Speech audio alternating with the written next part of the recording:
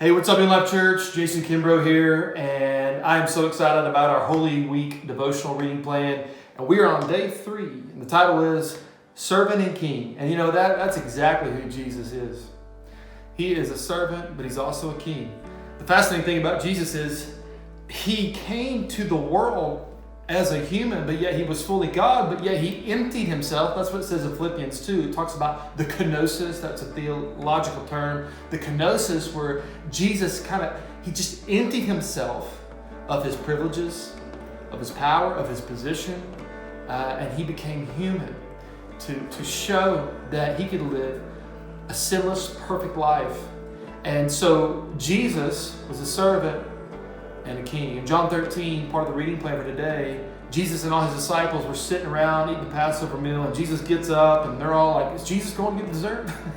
But he goes to get the water basin. He starts taking off each disciple's sandals. He goes one by one. He takes off their sandals and washes their feet. They didn't have closed-toed shoes back then.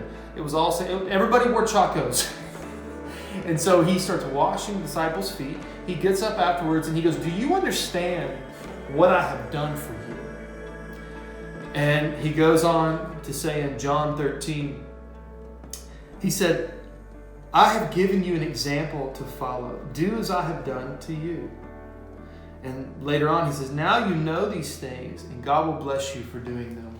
And I just want to give you a challenge today as we look towards Easter, the greatest sacrifice, the greatest story ever told.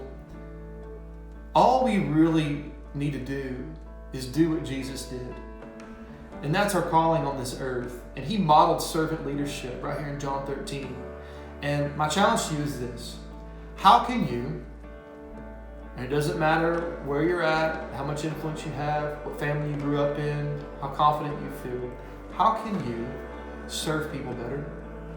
How can you serve the people in your life more? How can you become more of a servant in your life?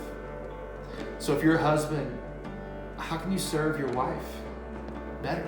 If you're a wife, how can you serve your husband better? If you're a parent, how can you serve your kids? If you're a kid, how can you serve your parents? If you're an employee, how can you serve the people above you, the leaders above you? If you're a friend, which I hope that you are, how can you serve your friends? How can your posture towards everybody in your life be more selfless?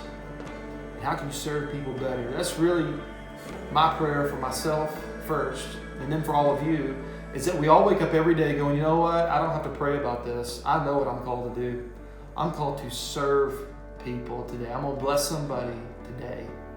And I hope that helps you. And we'll see you soon. God bless.